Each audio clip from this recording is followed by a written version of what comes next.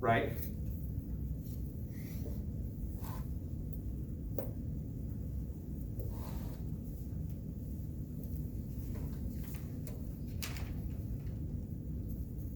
Apparently when we did this before, it made a huge impression. It would have been Gauss's law. We were exploring Gauss's law, if you're checking notes.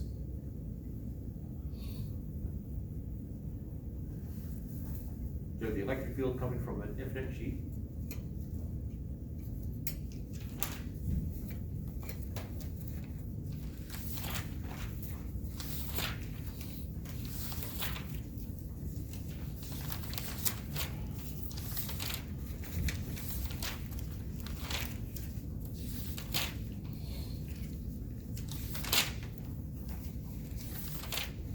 Is it the surface density over 2 epsilons naught?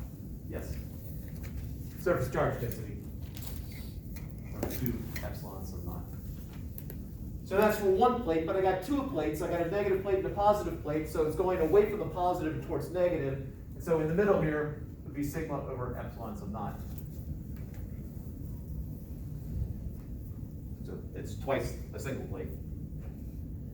So that is the strength of my electric field.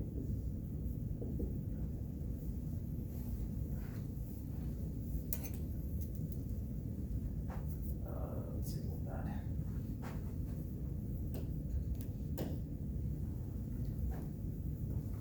All right, about to rotate the camera here.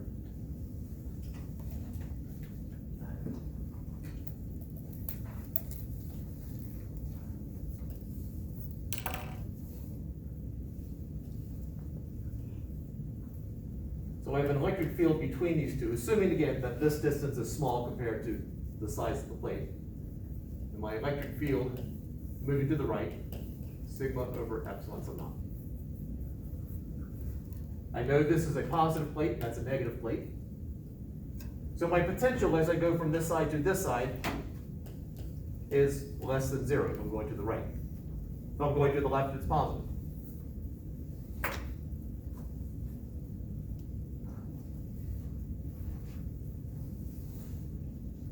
There is a relationship here between the potential difference and the electric field. So if the electric field is constant, more specifically with respect to position. So if the electric field is constant with respect to position, then the potential is I'll rewrite that. Then the potential difference is the negative of E dot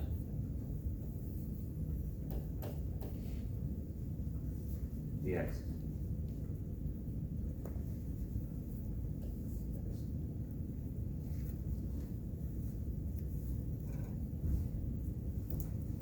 Just a very quick and dirty derivation of this. If we think about a single point charge, my electric field is kq over r squared. If I multiply times r, I get kq over r, which is just my electric potential. So a very crude, quick and dirty derivation. If the electric field is constant, E comes out, I'm moving in the direction of my change in x, and so delta V is negative ED. The ED equation. Sorry, what is the D in the negative ED? D is the distance between the plates. Can you say what the situation for the ED equation is again?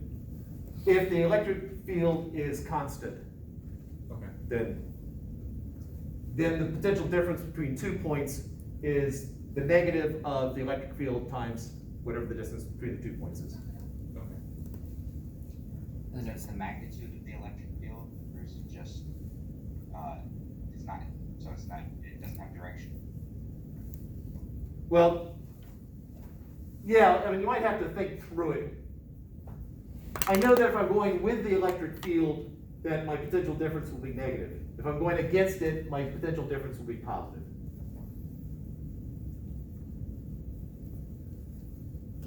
I guess for the purists, negative electric field dot delta x. That's a delta there.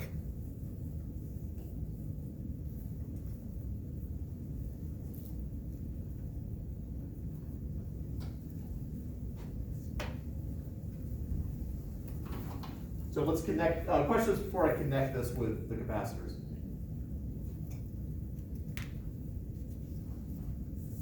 So when it's not constant is when you have to do the integral? Correct. And that'd be like where the electric field varies across the two plates? If the electric field varies across where, I'm traveling from this point to this point, if the electric field varies along that path, then yeah, you're either, it's gonna be close enough to constant that you can go do this, or you're doing calculus. Oh, okay. Like for in order for it to not be constant, you'd have to have like an additional like charge acting onto it, like an additional electric field adding onto it. Oh, to make it not constant? Yeah. Just how much reality you want. If I got the parallel plates and they're close enough together, then assuming that the electric field is constant, you're probably good with. In reality, near the edges, it becomes more off. Mm-hmm. But So- it's close enough. It's generally close enough. Now, this is the beginning. If you become an electrical engineer, at some point, you're gonna wanna care about that, probably. If you're designing a multi-million-dollar piece of equipment, you probably care about that. A mistake will cost thousands of lives. You probably care about that.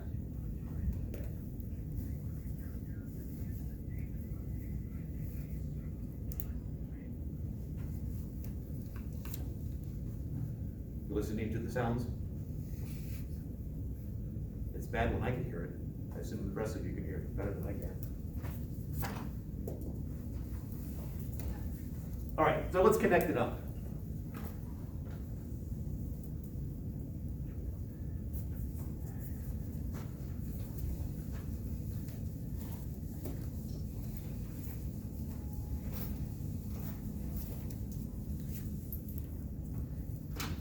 Go ahead and go back to our classic. I got some power supply, I've got a parallel plate capacitor here, or I got a capacitor, positive and negative sides. That's positive, that's negative. Now, the point of a capacitor is to store charge. Probably the most common example that I have dealt with in capacitors is the flash on the camera. You store up a lot of charge, and then you release it all at once, and it gets a very big flash on the camera, and everyone gets red-eyed. I guess not as big a thing now with phone cameras on phones, but it was a thing. I remember that. Does a capacitor release its charge when it's filled up with electrons? All right, so ideally, no. Ideally, when it fills up with when this plate fills up with electrons and this is lost just as many electrons as the other side gained, you don't want it to release before you're ready. And so in the flash camera, you'll have a bulb here, and there'll be some sort of switch, and then you'll connect the switch, and and then suddenly there's this big discharge across the bulb, and you get a big flash. If it goes before that, before you actually make the connection, then you've overcome the dielectric strength. And there's some really nice videos out there of people demonstrating how much charge you can build up on it before it buries a hole right through it. But if it does that, if you build up enough charge for it to jump through the dielectric without you making a circuit, then that dielectric is no good anymore.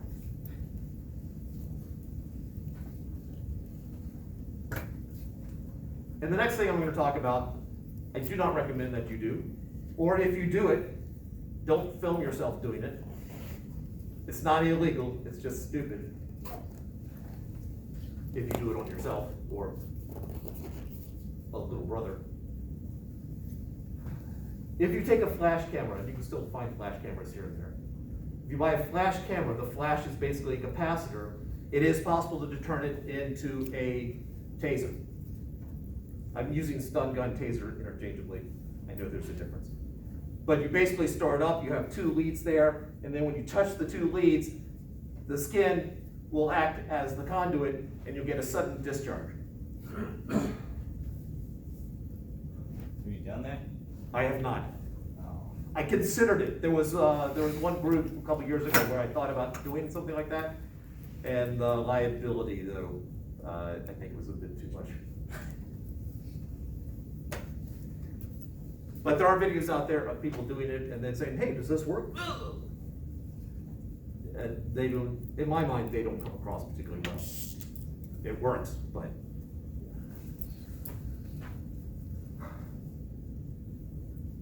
And also, you gotta be careful. If you do it across, here, you could potentially kill somebody. Yeah, so. Yeah, that. But if you're filming it, the police will be grateful, I guess.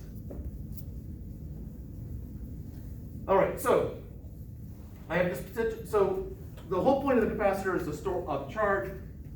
And so when they define capacitance, oops, there's no dot there. The capacitance is represented by, cleverly, the letter C. So much better.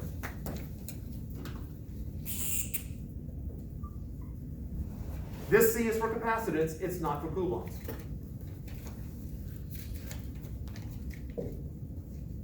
Then the better capacitors are the ones where you get more charge on it, so the more charge, the better the capacitance. But you want to be able to do it with as little voltage as possible, and so they define capacitance to be charge divided by the voltage.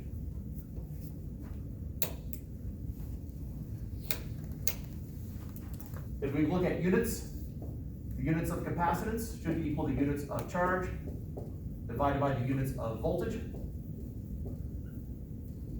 Units of charge, let's do SI. What are the SI units of charge? Coulomb. SI units of voltage? Volts. So the unit of capacitance is coulombs per volt, but that's too much for people to write. So that is a farad.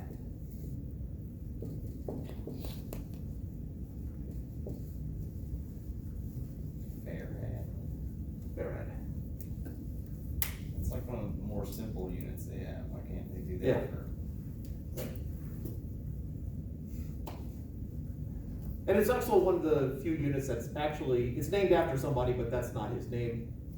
Who's the person, what's the person's name? Not Farad. Not Faraday. Yeah, Faraday. Just like volt is not the actual name of the person. What's the actual name of the person? Voltage. 2 letters, 2 minutes. Voltaire. Sorry, what'd you say? Voltaire. No, not Voltaire. 3 too many letters. Voltnier? I'll spoil it. Volta. V-O-L-T. I was gonna say that, but I thought it would sound stupid. Oh, it would have been correct. And Coulomb is named after Coulomb. All right. So if this is a 12-volt battery here, and this is a 3 farad capacitor, how much charge have I stored up on here? Well, I know that 3 farads is equal to the charge divided by the voltage. And so 36 coulombs would be the charge.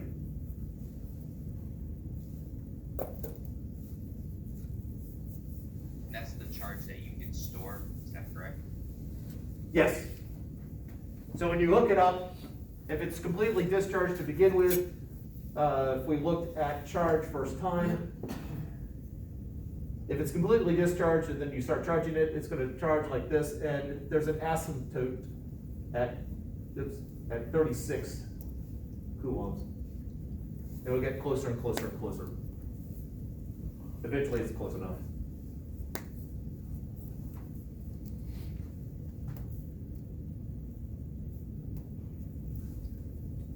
Right, so I have this capacitance here. Let's get rid of some stuff. Questions before I erase?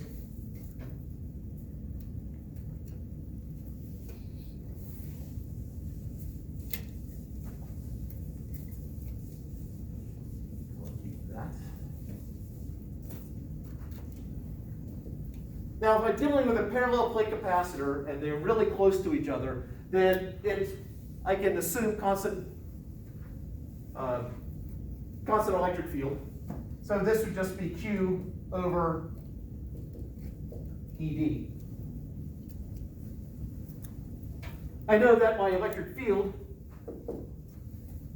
is, if you'll notice I dropped a minus sign here. The capacitance is a positive number. In the parallel plate capacitor, I got my two plates, one's negative, whatever, the other one's the positive version of that. But the capacitance is always the positive number. So I got this charge over that. Well, I know my electric field is sigma over epsilon sub naught. And sigma is my surface charge density. And what's the formula for surface charge density? Uniform surface charge density, let's make it simple, simpler. Area over mass. We charge over area. Charge over area, yeah. That's Q over A. So I got my fraction here, I'm just gonna combining by a fraction, same as multiplying by the reciprocal. So this becomes epsilon sub naught Q over A D. My Q's cancel out, A pops up on top, and I get epsilon naught A over D.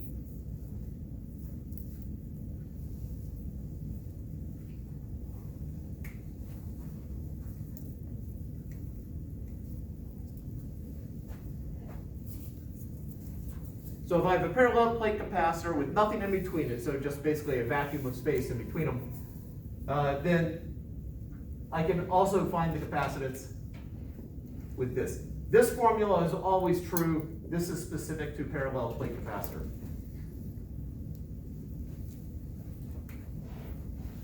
Is that still a D on the bottom? That's a D on the bottom, yes. Okay.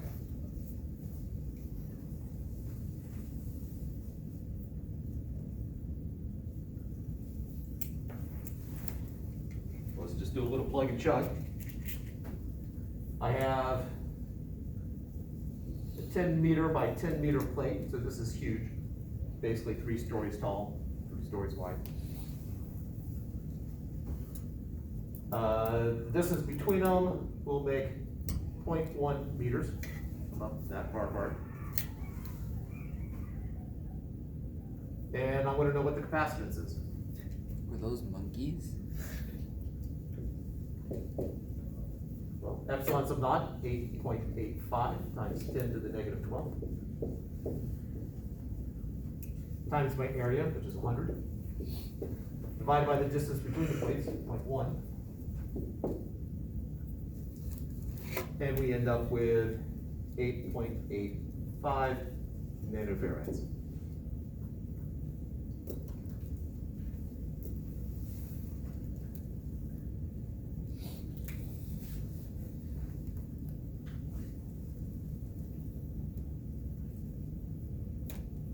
We have, just to give you some sense of a realistic one, we have a whole container full of basically 100 nanofarad capacitors.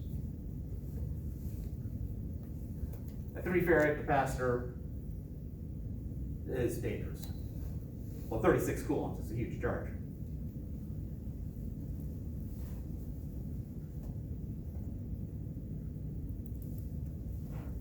What's more dangerous? Voltage or current? Well, they're tied hand in hand, but Mhm. it's the current that kills, but the current is going to depend roughly on the potential difference and how much resistance there is. Mhm. How do you find epsilon sub naught? How do you? Or what is it? It's a constant. Oh, is it just? Yeah. Yeah, I forgot that like last homework, so I was like, is he doing witchcraft? It's called the permittivity of free space. That's what the 8.85 times 10 to the negative 12 is? 8.85, yes. Is it permittivity of space? Permittivity of free space.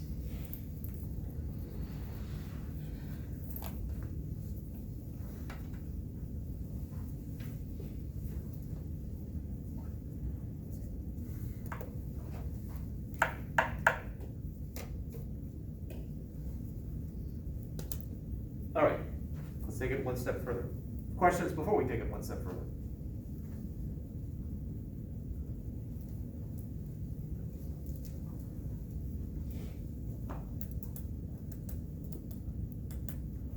Or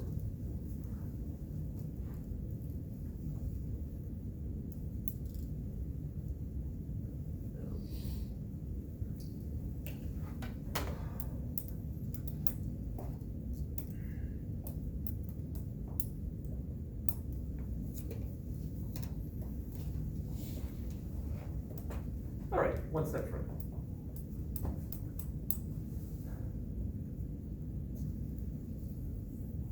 If I want to increase the capacitance, in other words, if I want to store more charge onto that, well, I got a couple methods I can do it. I can make the plates bigger. I can make the distance between them smaller. I can't change the constant. I could just crank up the voltage. Yeah. And there are times when you might want to do that, but however, if I've got a toy with a 12-volt battery in it, you know, it's not like, hey, hook up a 24-volt battery to it. You can find one. So they came up with a different way of dealing with it.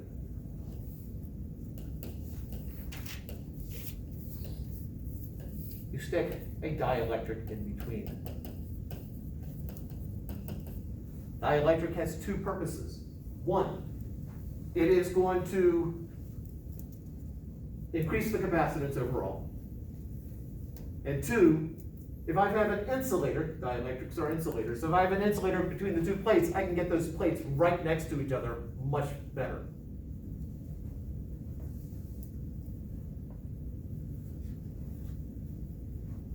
Now the dielectric will have some dielectric constant of epsilon.